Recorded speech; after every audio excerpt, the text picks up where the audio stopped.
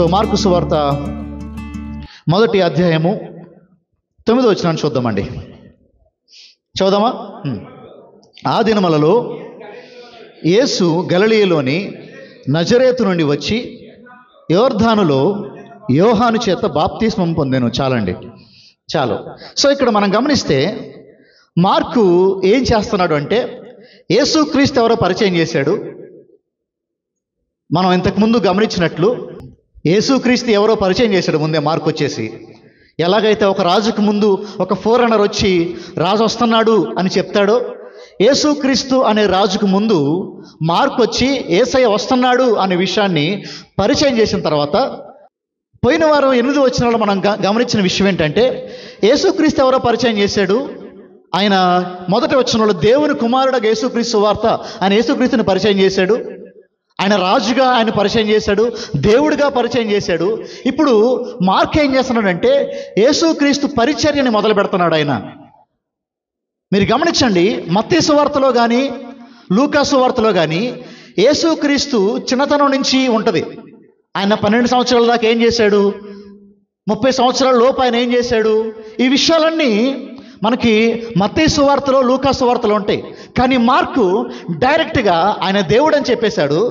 రెండో విషయం ఏంటంటే ఆయన పరిచర్య ప్రారంభాన్ని మాట్లాడుతున్నాడు మార్కు. ఇప్పుడు ఆయన పరిచర్య ప్రారంభాన్ని మార్కు మాట్లాడుతున్నాడు. సో ఇప్పుడు ఆయన పరిచర్య ప్రారంభానికంటే ముందు ఏం జరిగిందంటే యేసుక్రీస్తు వారి బాప్తిస్మం జరిగింది అక్కడ.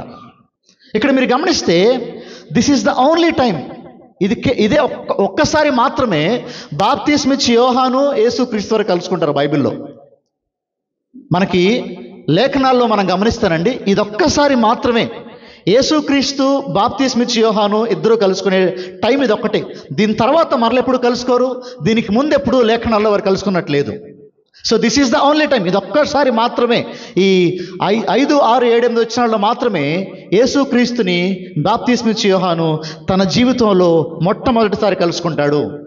చూడండి మార్క్ ఎంత బాగా రాశాడో ఆ విషయాన్ని. ఆ దినములలో యేసు గలిలయలోని నజరేతు నుండి, చాలు గలిలయలోని నజరేతు నుండి, చెప్పండి కలిసి నాతో కలిసి ఈ మాట, గలిలయలోని, అందరు చెప్పండి అమ్మా, గలిలయలోని నజరేతు నుండి. ఈరోజు మన ఎన్టీఆర్ జిల్లాలో వత్సవాయి మండలంలో భీమవరం ఎలా ఒక ప్రాంతం, ఒక గ్రామం, అలానే గలిలయ ఆ ప్రదేశంలో నజరేతు అనేది ఒక చిన్న ఊరు లాంటిది. సో ఈ మాట మీరు గుర్తుపెట్టుకోవాలి. ఎందుకు ఈ మార్కు గలిలయలోని నజరేతు అని రాశాడు, ఎందుకు ఈ ఊరి పేర్లు అంత పర్టికులర్గా రాశాడు అంటే దాని వెనకాల ఒక బ్యాక్గ్రౌండ్ ఉందండి. ఆ వెనకాల బ్యాక్గ్రౌండ్ ఏంటంటే గలిలయ ఆ ప్రదేశాన్ని యూదులందరూ హీనంగా చూస్తారు. అసలు గలిలయ ప్రదేశాన్ని అండి యూదులు చాలా చిన్న చూపు చూస్తారు. గలిలయనే చిన్న చూపు చూశారంటే గలిలయలోని ఒక చిన్న ప్రాంతం ఏంటి, నజరేతు. నజరేతుని ఇంకా చీప్గా చూసేవాళ్ళు యూదులందరూ. ఈ మాట మీకు అర్థం కావాలి.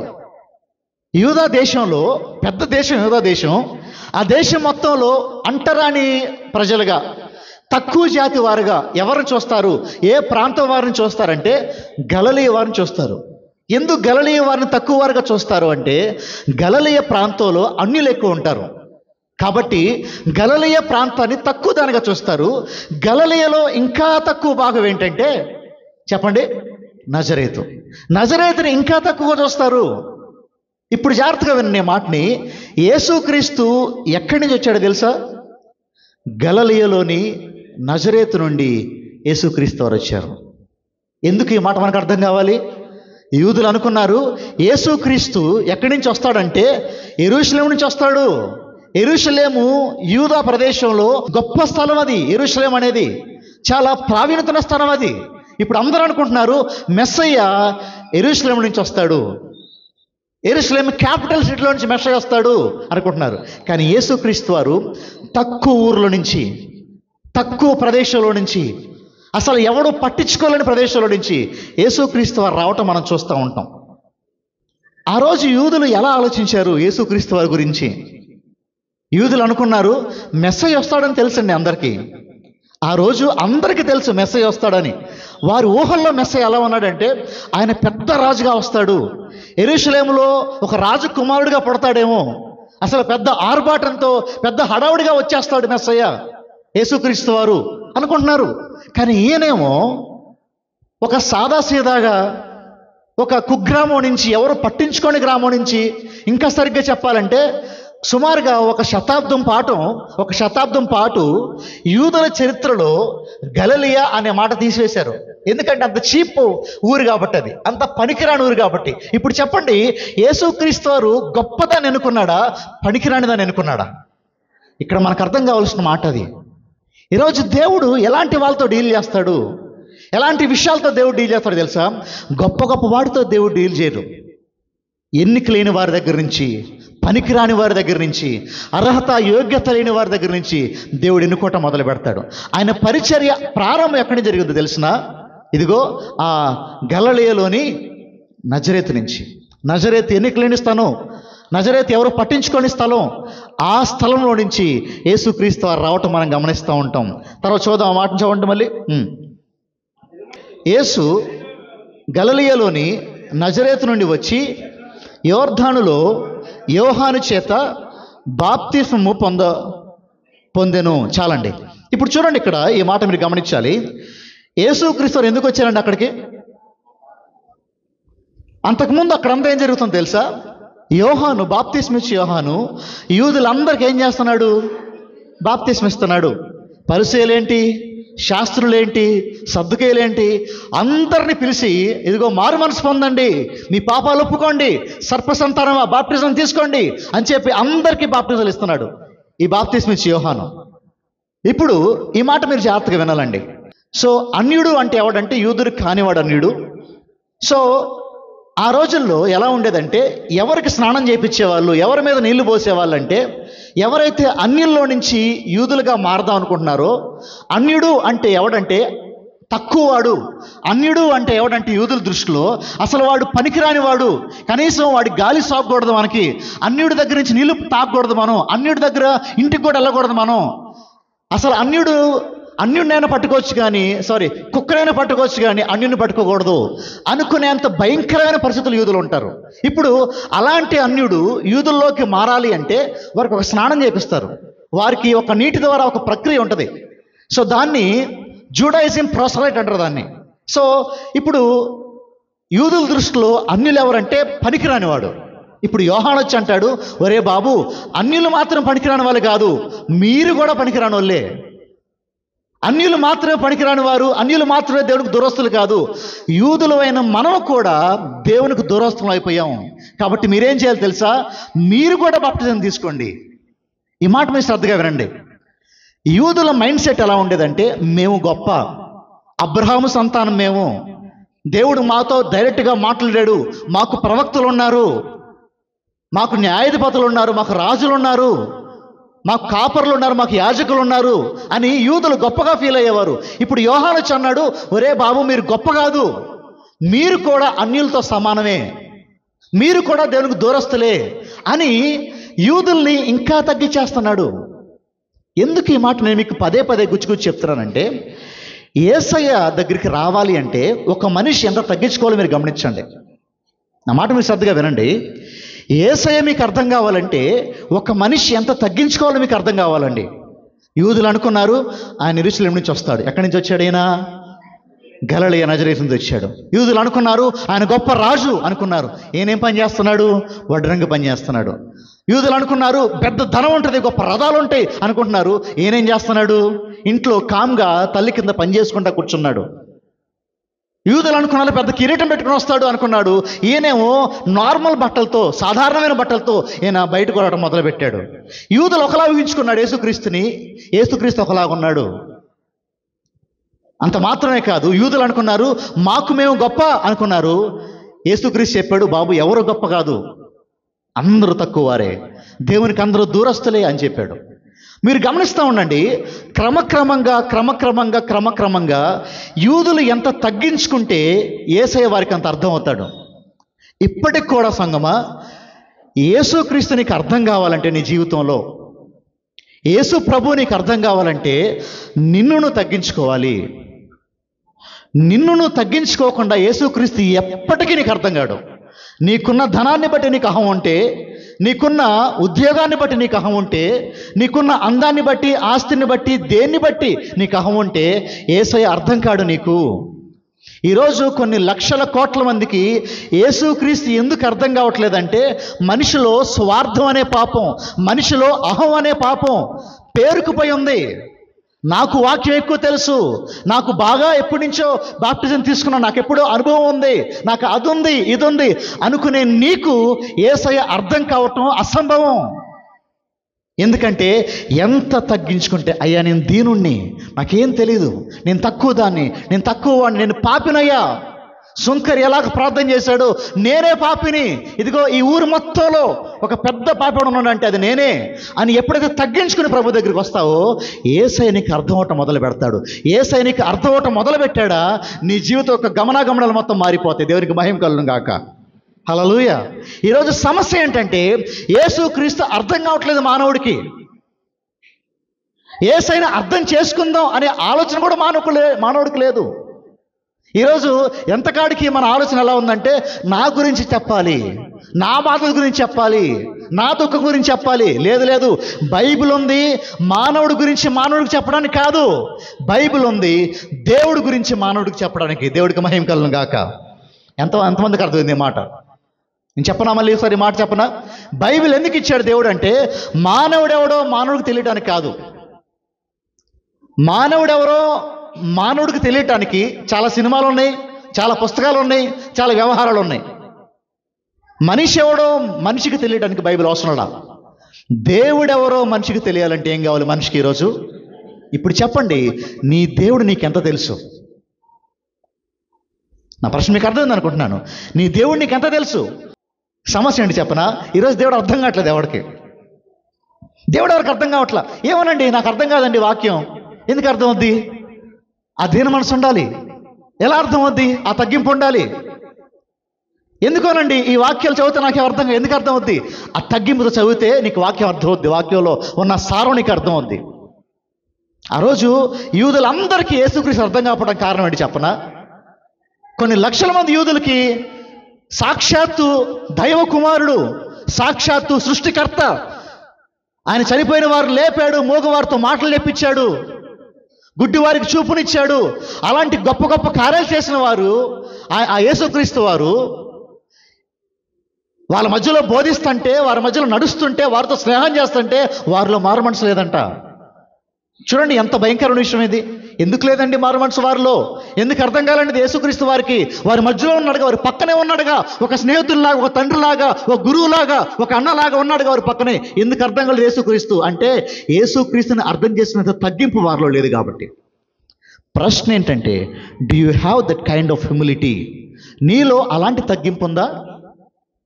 ప్రభువు దగ్గరికి వచ్చినప్పుడు నేను తక్కువ దాన్ని, నేను తక్కువ వాడిని, నాకేం తక్కువ అండి? కాదమ్మా, నీకు అన్నీ తక్కువే. నాకేం తక్కువయ్యా? కాదు, నీకు అన్నీ తక్కువే. ఏది ఎక్కువ లేదు మన దగ్గర, ఏది ఎక్కువ లేదు మన దగ్గర. దేవుడు అందరినీ, ఇదిగో ఏ మానవుడు, ఏ మనిషి నీతిమంతుడు లేడు ఈ భూమి మీద. దేవుడు కోరదగిన వాడు, దేవుడు మెచ్చదగిన వాడు ఈ భూమి మీద ఎవడు లేడనే మాట మనం జ్ఞాపకం చేసుకోవాలి. అలాంటి పరిస్థితుల్లో ఈ భూమి ఉన్నప్పుడు నీ గొప్ప దేనికి పనికొచ్చింది? దేవుడి దగ్గర డబ్బులు లేవా? దేవుడి దగ్గర జ్ఞానం లేదా? దేవుడి దగ్గర అందం లేదా? దేవుడి దగ్గర బలగం లేదా? ఏమి లేదు దేవుడి దగ్గర. నీలో నువ్వు ఏం చూసుకుని గర్వపడుతున్నావు? ఎందుకు అహం నీకు? నీ బంగారం చూసుకున్నా, దేవుడు చూసుకుని. ఆ రోజు యూదులకి దేవుడు అర్థం కాలేదు. ఎందుకంటే దేవుడు సాధారణంగా వచ్చాడు కాబట్టి. అదే దేవుడు ఈరోజు కూడా సాధారణంగానే నీకు అర్థం అవుతాడు. పౌలు అంటాడు, సందర్భం వచ్చినట్టు చెప్తున్నాను, పౌలు అంటాడు తన పరిచర్య మొదట్లో నేను అపోస్తులలో తక్కువ వాడిని అంటాడు. ఏమన్నాడు? ఫస్ట్ ఏమన్నాడండి? అపోస్తులలో నేను తక్కువ వాడిని అన్నాడు పౌలు. తర్వాత కొంచెం ముందుకు వచ్చాడు, తన జీవితంలో కొంచెం ముందుకు వెళ్ళాడు, యేసయ్య గురించి కొంచెం తెలుసుకున్నాడు. ఇప్పుడు అంటున్నాడు నేను పరిశుద్ధుల్లో కొంచెం తక్కువ వాడిని అన్నాడు. ఇప్పుడు ఏమన్నాడు? పరిశుద్ధులందరిలో నేను తక్కువ వాడిని అన్నాడు. ఇంకా కొంచెం ముందుకు వెళ్ళాడు, జీవితం ఆఖరిలోకి వెళ్ళిపోయాడు, యేసయ్య గురించి ఇంకా తెలుసుకున్నాడు. ఇప్పుడు అంటున్నాడు పౌలు నేను పాపుల్లో ప్రధానం అన్నాడు. ఇప్పుడు ఏమంటున్నాడంట అంటే యేసయ్య గురించి ఎంత అర్థమైతే ఒక మనిషి అంత తగ్గించుకుంటాడు. యేసయ్య గురించి నీకు అర్థం కాలేదా, నీకు గర్వం వచ్చేస్తుంది, అహం వచ్చేస్తుంది. నీకు అర్థమవుతుంది ఈ మాట? దేని గురించి మనిషికి అహం? దేని గురించి మనిషికి పట్టుదల? దేని గురించి మనిషికి గర్వం? అతిశయ కారణం లేదు మనిషిలో. మనిషిలో గర్వపడాల్సిన కారణం ఏదీ లేదు. మనిషి శూన్యం. మనిషిలో గొప్ప ఏమీ లేదు. ఈరోజు ఈ మాట మనకు అర్థం కావాలి సంగమా, ఈ మాట మనకు అర్థం కావాలి. మత్తయి సువార్త 3వ అధ్యాయము 14 చూడండి ఒకసారి. అందుకు యోహాను, నేను నీ చేత బాప్తీసం పొందవలసిన వాడనే ఉండగా నీవు నా యొద్దకు వచ్చుచున్నావా అని ఆయనను నివారింపజూచెను. చాలు, ఇక్కడ ఆగండి ఒకసారి. ఇప్పుడు యేసుక్రీస్తు ఎక్కడికి వచ్చారండి బాప్టిజానికి? ఎవరి దగ్గరికి వచ్చాడు? యోహాన్ దగ్గరికి వచ్చాడు. యోహాన్ దగ్గరికి రాగానే యోహానికి అర్థం అలా మొట్టమొదటి యేసుక్రీస్తు వారు ఎవరో కొంచెం తేరి చూశారంట. వెంటనే అర్థమైంది, నా ముందున్న ఆయన మామూలు మనిషి కాదు. చూడండి ఇదే మాట యోహాను సువార్త 1వ అధ్యాయం 33 చూడండి ఒకసారి. యోహాను సువార్త 1వ అధ్యాయం 33 చూడండి. నేను ఆయనని ఎవరి గురించి మాట్లాడుతున్నారు చెప్పనా? బాప్తిస్మిచ్చి యోహాను యేసుక్రీస్తు వారి గురించి మాట్లాడుతున్న మాటలు చూడండి అమ్మ. ఇప్పుడు నేను ఆయనను ఎరుగనైతిని కానీ, ఇప్పుడు యోహానికి ఫస్ట్ టైం అర్థం కాల. ప్రభువుని చూడగానే, యేసుక్రీస్తుని చూడగానే యోహానికి అర్థం అవ్వలేదు ఎవరో. కొంచెం తేరి చూశారంట. యేసుక్రీస్తు వారు అర్థమైపోయాడు యోహానికి. ఇప్పుడు యోహాన్ అంటున్నాడు, అయ్యా నువ్వు బాప్టిజం తీసుకోవటం ఏంటి? బాప్టిజం ఎవరికి బాప్తిజం అంటే పాపం చేసినోడికి బాప్తిజం. పాపంలో కొట్టుకుపోయేవాడికి బాప్టిజం కావాలి. పాపాలు ఒప్పుకుని, తన పాపాలు ప్రభు దగ్గర ఒప్పుకుని నీళ్ళలో మునిగితే అది పాపికి ఒక విషయం. అయ్యా నీకు బాప్టిజం ఏంటి? అసలు నీలో పాపం లేదు కదా, నీలో ఏ లోపం లేదు కదా, నీలో దోషం లేదు కదా, నీకు బాప్టిజం దేనికయ్యా అని యోహాను, నీకు ఇవ్వను, నేను నీకు బాప్టిజం ఇవ్వను, అసలు సరిగ్గా మాట్లాడాలంటే నువ్వే నాకు బాప్టిజం ఇవ్వాలి, ఎందుకంటే నీలో పాపం లేదు కాబట్టి అంటున్నాడు యోహాను. ఇప్పుడు చెప్పండి, యేసుక్రీస్తు బాప్టిజం ఎందుకు తీసుకున్నాడు?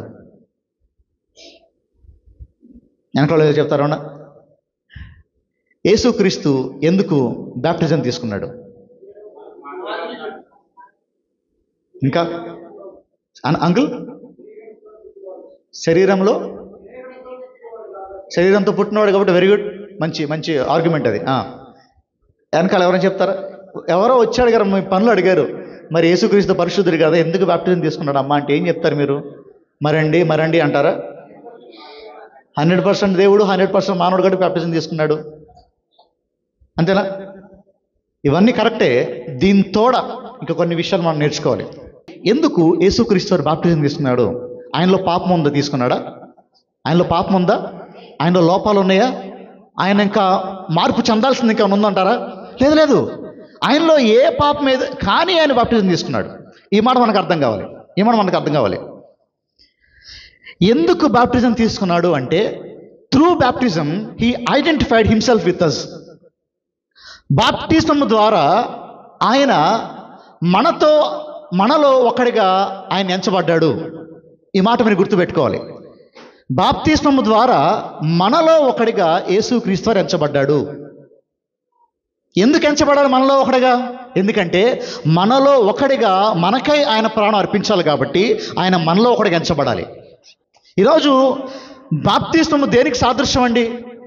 రోమపత్రిక 6వ అధ్యాయంలో చెప్తాడు, ఇదిగో మనము నీటిలో మునిగినప్పుడు ఏమైపోతామో తెలుసా? యేసుక్రీస్తుతో పాటు చనిపోయిన వారు అవుతారంట. నీటిలో నుంచి పైకి లెగిసినప్పుడు ఏమైపోతామంట? మరలా యేసుక్రీస్తు వారితో కలిసి మనం మరలా తిరిగి లేచిన వారం అవుతామంట. అది బాప్టిజం అంటే. బాప్టిజం అంటే దేనికి సాదృశ్యం అంటే, నువ్వు నీటిలో మునిగినప్పుడు యేసయ్యతో కలిసి నువ్వు నీటిలో చనిపోయావు, మరలా లేపినప్పుడు ఏమైపోయింది? యేసయ్యతో కలిసి మరలా తిరిగి, ఇది బాప్టిజం అంటే. ఇప్పుడు యేసు ఎందుకు తీసుకోవాలి బాప్టిజం? పాపం లేని ఈయన, లోపం లేని ఈయన పాపం ఉన్న అందరితో కలిసి ఏం తీసుకున్నాడంటేనా? బాప్టిజం తీసుకున్నాడంట. మనం గుర్తుపెట్టుకోవాలి, పాపము లోపము ఏవి లేని ఒక పరిశుద్ధుడు పాపాత్మతో కలిసి ఈయన కూడా బాప్టిజం తీసుకున్నాడు వెళ్ళిపోయి. ఎందుకో తెలిసిన, ఈ బాప్టిజం దేన్ని సూచిస్తుంది అంటే సిలువను సూచిస్తుంది. ఇప్పుడు జాగ్రత్తగా వినండి. కాలం అనుకుందాం, ఇదంతా టైం అనుకుందాం. ఈ టైంలో ఇక్కడ ఆయన బాప్టిజమము, ఈ టైంలో ఇక్కడ ఆయన మరణ పునరుద్ధానములు, ఈ టైంలో ఇక్కడ మనం ఉన్నాం అనుకుందాం. ఇప్పుడు జాగ్రత్తగా వినండి. యేసుక్రీస్తు వారు బాప్టిజం తీసుకున్నప్పుడు దేన్ని చూశాడు? సిలువను చూశాడు. ఏం చూశాడు? సిలువను చూసినప్పుడు ఏమైంది తెలుసా? ఈయన నీటిలో మునిగినప్పుడు సిలువలో ఏమయ్యాడైనా? మరణించాడు. ఈ నీటిలో నుంచి పైకి లేచినప్పుడు సిలువలో ఏమయ్యాడైనా? సమాధిలో నుంచి ఏం చేశాడైనా? తిరిగి లేచాడు. ఈరోజు నీవు నేను ఎందుకు బాప్టిజం తీసుకో తెలుసా? మనం బాప్టిజం తీసుకునేటప్పుడు ఏం చూడాలి? సిలువను చూడాలి. ఆయన ఏం చూశాడు? ఈరోజు మనం ఏం చూడాలి? ఎందుకు చూడాలి తెలుసా? ఈరోజు నేను నీటిలో మునిగినప్పుడు ఏమైపోయాను? యేసయ్యతో కలిసి చనిపోయాను. తిరిగి లేచినప్పుడు యేసయ్యతో కలిసి తిరిగి లేచాను. సంగమా, ఎందుకు నీకు బాప్టిజం కావాలి? ఎందుకు నీకు బాప్టిజం కావాలి? ఎందుకు బాప్టిజం కావాలి? నేను యేసయ్య వాడని, యేసయ్య దానని, నేను ఆయనతో కలిసి చనిపోయాను, ఆయనతో కలిసి మరలా తిరిగి. ఈరోజు ఇది తీసుకోవటానికి అనేక మంది వెనకాడిపోతున్నారు, పారిపోతున్నారు. మా వద్దు బాప్టిజం అంటున్నారు.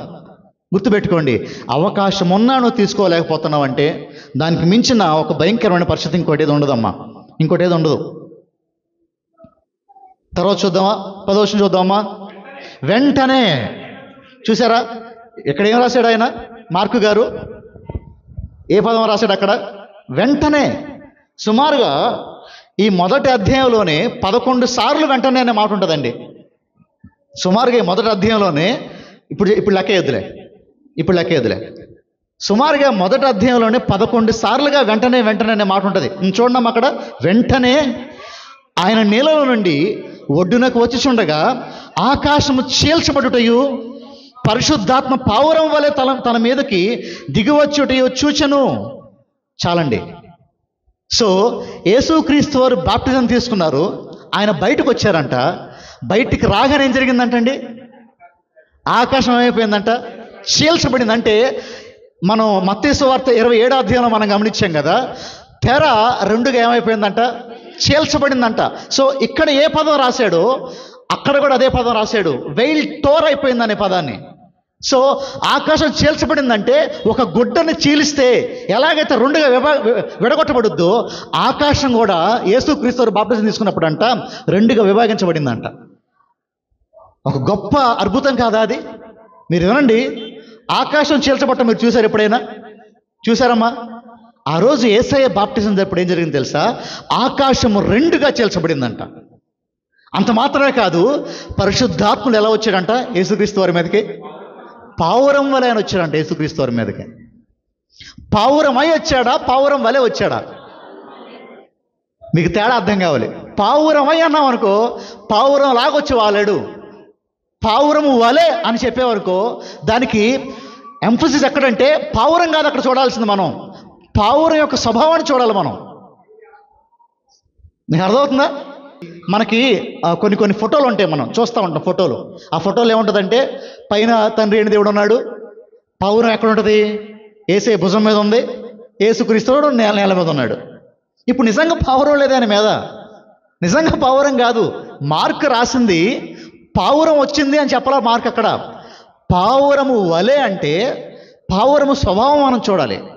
పావురం ఎలాగ నిమ్మలంగా వస్తుందో, ఎవరికి ఏ హాని చేయకుండా ప్రశాంతంగా ఎలా పావురం వస్తుందో అలాగ దేవుని పరిశుద్ధాత్మ యేసుక్రీస్తు వారి మీదకి వచ్చి వాలిందంట. ఇక్కడ మనకేం కనిపిస్తుంది? త్రిత్వం కనిపిస్తుంది. త్రిత్వము అంటే తండ్రి అయిన దేవుడు, కుమారుడైన దేవుడు, పరిశుద్ధాత్మ దేవుడు. ఇప్పుడు చెప్పండి, వీరు ముగ్గురు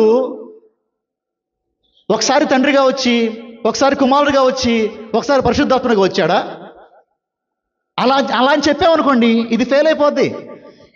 యేసుక్రీస్తు బాప్తిస్మములో కుమారుడు అక్కడే ఉన్నాడు, తండ్రి అక్కడే ఉన్నాడు. కాబట్టి ఇది త్రిపాత్ర అభినయం కాదు. ఇది ఒకడే ముగ్గురు పాత్రలు వేసినట్టు కాదు, ఒక హీరోనే ముగ్గురు యాక్షన్ సినిమా చేసినట్టు కాదు. మన దేవుడు ఎలాంటి వాడు అంటేనండి, తండ్రి, కుమార, పరిశుద్ధాత్మ దేవుడు. అలా అని చెప్పి ముగ్గురు దేవుళ్ళు కాదు, ముగ్గురు కలిసి. ఇది మనం నమ్మాల్సిన సత్యం. ఎలా వద్దండి ఇది? నాకు అర్థం కావట్లేదండి. అర్థం అవ్వాల్సిన అవసరం కూడా లేదండి. నేను చెప్పనా ఎందుకు అర్థం అవ్వాల్సిన అవసరం లేదు? ఒక చిన్న ఉదాహరణ ఇచ్చి నేను ముందుకు వెళ్ళిపోతాను, ఎక్కువ టైం వేస్ట్ అయింది దీని మీద. మనిషి పరిమితమైన వాడు. మనిషి ఎవడండి? నోరు తెరిచి చెప్పండి అన్నమాట. మనిషి ఎవరండి? పరిమితం అంటే ఏంటంటే నీ వయసుకి హద్దులు ఉన్నాయా లేవా? అమ్మా, నీ వయసుకి హద్దులు ఉన్నాయా? హద్దు లేకుండా జీవిస్తావు నువ్వు. అసలు నాకు మరణమే లేదు అనగలిగిన ఎవడున్నాడు? ఎవడక్కడ? మనిషి ప్రయాణానికి ఏముంది? మహా అయితే మనిషి మార్స్ దాకా వెళ్ళగలడు, అంతకుమించి వెళ్ళగలడా? మనిషి ప్రయాణానికి హద్దులు ఉన్నాయి, మనిషి వయసుకి హద్దు ఉంది, మనిషి జ్ఞానానికి ఉంది, హద్దు ఉంది, తెలివికి హద్దు ఉంది, అన్నిటికీ హద్దు ఉంది. మరి ఇప్పుడు జాగ్రత్తగా వినండి, దేవుడికి హద్దులు ఉన్నాయా? దేవుడి వయసుకి హద్దు ఉందా? జ్ఞానానికి, ట్రావెలింగ్కి హద్దు ఉందా? లేదు లేదు. ఇప్పుడు హద్దు లేని దేవుణ్ణి హద్దు కలిగిన మానవుడు తెలుసుకోవటం సాధ్యమా అసాధ్యమా? ఒక మాట అడగను నేను మిమ్మల్ని, మీ భర్త మీకు బాగా తెలుసా? కంప్లీట్గా ఇదేనండి నా భర్త అని రాసివ్వగలరా మీరు? సరే, ఆడవాళ్ళు కొంచెం పక్కన పెడదాం, మగాళ్ళ సంగతి, మీ సంగతి చెప్పండి. మీ భార్య గురించి మీకు తెలుసా? ఏమోనండి, ఆ దైవం ఎప్పుడు ఎలా ఉంటుందో మాకు తెలియదు అంటారా? మీ భార్య గురించే మీకు తెలియకపోతే సంపూర్ణంగా, మరి దేవుడి గురించి ఎలా తెలుస్తుంది నీకు? సరే, నీ కొడుకు గురించి తెలుసా నీకు? నీ కొడుకు ఎప్పుడు ఎలా ఉంటాడు, ఏం చేస్తాడు తెలుసా నీకు? సంపూర్ణంగా ఇదే అండి నా కొడుకు అని రాసివ్వగలవు నువ్వు? అంటే ఒక మనిషి గురించి ఒక మనిషి అర్థం చేసుకోలేకపోతున్నాడు, మరి ఒక మనిషి దేవుడిని ఎలా అర్థం చేసుకుంటాడు? అర్థం చేసుకోలేడు. కాబట్టి అంగీకరించాలి. ఇప్పుడు ఏం చేయాలి? అంగీకరించాలి. అయ్యా నువ్వు చెప్పేవు అది సత్యం, నేను అంగీకరిస్తున్నా. అది విధేయత. దాన్ని ఏమంటావమ్మా? దేవునికి మహిమ కలుగును గాక. దాన్ని ఏమంటాం? విధేయత. తర్వాత చూడమ్మా, అప్పుడు ఏమైందంట అండి, ఆకాశము చీల్చబడుటయు పరిశుద్ధాత్మ పావురం వలె తన మీదకి దిగివచ్చుటయో చూచెను, మరియు నీవు నా ప్రియకుమారుడు, నీ యందు నేను ఆనందించుచున్నాను అన్న యొక్క శబ్దము ఒకేసారి తండ్రి మాట్లాడాడు, పరిశుద్ధాత్ముడు అక్కడే ఉన్నాడు, యేసుక్రీస్తు అక్కడే ఉన్నాడు. త్రిత్వమైన దేవుడు అక్కడ మనం గమనిస్తున్నాం. ఆయన్ని త్రిత్వమైన దేవుని గమనిస్తున్నాం మనం అక్కడ. చూడండి ఎంత అద్భుతం ఇది. ఇది కేవలము యేసయ్యకి మాత్రమే కనిపించిందా ఈ దృశ్యం? అందరికి కనిపించిందా? మీకు అర్థమవుతుందా? ఆఖరికి మాట చెప్పి నేను ముగిచ్చేస్తాను. ఇది కేవలము యేసయ్యకి మాత్రమే కనిపించిందా? అందరికి కనిపించిందా ఈ దృశ్యం? అందరికీ వినిపించిందా? అందరూ చూశారు పరిశుద్ధాత్మ దేవుణ్ణి, అందరూ పరిశుద్ధాత్మను చూశారు, అందరికీ తండ్రి స్వరం వినిపించింది, అందరూ యేసుక్రీస్తు వారిని చూశారు. ఇప్పుడు చెప్పండి, ఇది సరిపోదా? ఆకాశం చీల్చబడిందంట, పరిశుద్ధాత్ముడు దిగొచ్చాడంట పావురం వలె ఆయన మీదకి. ఇప్పుడు ఆయన దేవుడు అని చెప్పడాక సరిపోదంటారా? అమ్మా ఒక మాట చెప్పనా, గబగబా ఈ సీలింగ్ పగిలిపోయింది అనుకుందాం. ఏమైంది? ఈ సీలింగ్ ఒక వెలుగు నా మీద పడింది. వెలుగు ఏమైంది? ఈ వెలుగు కాదు, పైన వచ్చి పగిలి పడింది అనుకుందాం. వెంటనే నాకు గుడి కడతారా కట్టరా? మీరు అనీష్ స్వామి అని గుడి కడతారా కట్టరా? కొత్త స్వామి వెలిసాడు మా భీవరంలో అని చెప్పి. మరి ఇప్పుడు చెప్పండి, అంత అద్భుతం జరిగిందా? అద్భుతమా కాదా? అది దేవుని స్వరం విన్నారు అక్కడ అందరూ. ఈయన నా ప్రియ కుమారుడు, ఈయన యందు నేను, ఆ స్వరం అందరూ విన్నారు. పరిశుద్ధాత్ముడు ఏ మానవుడి మీద దిగిరాలేదు, ఫస్ట్ టైం ఒక మానవుడు దిగొచ్చాడు, అందరూ చూశారు దాన్ని. అది అద్భుతమా కాదా? అమ్మ చెప్పండి, అద్భుతమా కాదా? అద్భుతం చూసి మారాలా వద్దా? మరి ఎవడన్నా మారాడా? యేసయ్య దేవుడు నన్ను ఒప్పుకున్నాడా? దేర్ఫోర్ నా కంక్లూజన్ ఏంటంటే, నేను చెప్దాం అనుకున్న విషయం ఏంటంటే, అద్భుతాలు చూసి మారరు మనుషులు, వాక్యాన్ని బట్టి మారుతారు మనుషులు. దేవునికి మహిమ కలుగును గాక. శిష్యుల ముందు అనేక అద్భుతాలు చేశాడు దేవుడు, శిష్యులు సంపూర్ణంగా మారలా. వాక్యం ఎప్పుడైతే వారికి లోతుగా అర్థమైందో శిష్యుల్లో మార్పు మొదలైపోయింది, జీవితాలు మారిపోయినాయి. అమ్మా ఇక్కడ కూర్చున్న మీ అందరిలో, ఇక్కడ కూర్చుని ఎవరైనా సరే సహోదర సహోదరులారా అర్థం చేసుకోండి, నాకు అద్భుతం కావాలి, గొప్ప కార్యం జరగాలి నా ముందు. లేదు లేదు, వాక్యమే అద్భుతం. ఇది ఎంత లోతుగా నీకు అర్థమైతే నీ జీవితం అంత గొప్పగా మారుద్ది. ఆ రోజు శాస్త్రులు, పరిసయ్యులు, పెద్ద పెద్ద మేధావులు ఆ అద్భుతాన్ని చూశారు. ఆకాశం చీల్చబట్టం, పరిశుద్ధాత్ముడు దిగి రావడం చూశారు. కానీ ఎవరిలో మారు మనసు లేదు. మారు మనసు లేకుండా చచ్చిపోయారు అందరూ. క్రైస్తవ్యానికి ఈరోజు పునాది ఏంటి? ఆ పాస్టర్ దేయాలు వదిలికొట్టాడండి, ఈ పాస్టర్ దగ్గరికి వెళ్తే గర్భఫలం వచ్చిందండి, ఆయన దగ్గరికి వెళ్తే అచ్చేసాడండి, ఇచ్చేసాడండి. కాదండి, కాదు కాదు. క్రైస్తవుడికి పునాది ఏంటిది? వాక్యము. అది పాస్టర్ నీకు చెప్పలేదా? వదిలి వెళ్ళిపో, ఆ సంఘం మారిపో. ఆ సంఘం నీకు వాక్యాన్ని క్రమంగా వివరిస్తున్నాడా? ఆ సంఘానికి నువ్వు కట్టుబడి ఉండు. ఈరోజు ప్రాథమిక విషయం ఏంటంటే వాక్యము. సంఘానికి వాదన కాదు, వాదన కాదు. నేను మరలా చెప్తున్నాను ఈ మాట. ఈ రోజుల్లో ఏమైపోయిందంటే వాదనలు ఎక్కువైపోయినాయి, డిబేట్లు ఎక్కువైపోయినాయి. ఎవడెవడో కూర్చుని డిబేట్లు చేసుకుంటున్నాడు యూట్యూబ్లో కూర్చుని. లడ్డు తినొచ్చా తినకూడదా, ప్రసాదం తినొచ్చా తినకూడదా, జై శ్రీరామ్ అనొచ్చా అనకూడదా? ఈ డిబేట్ల కోసం కాదు వాక్యం ఉంది. డిబేట్ల కోసం వాక్యం లేదు, అద్భుతాల కోసం వాక్యం లేదు. దేవుడు ఎవరో మానవుడికి తెలియబట్టడం కోసం వాక్యం ఉంది. దేవునికి మహిమ కలుగును గాక. ఈ వాక్యం నువ్వు నేర్చుకోవడానికి ఎంత ఆసక్తి చూపిస్తున్నావు నువ్వు? ఈ వాక్యంలో దేవుడు ఉన్నాడు అని నీకు అర్థమైతే దీన్ని చదివే విధానం మారుద్ది. నీలో భయం మొదలు చదువునప్పుడు. ఈరోజు అద్భుతాలను బట్టి మనుషులు మారరు సంగమా, వాక్యాన్ని బట్టి మనుషులు మారుతారు. ఈ మాటలు వినికిడిలో ప్రభు దీవించును గాక.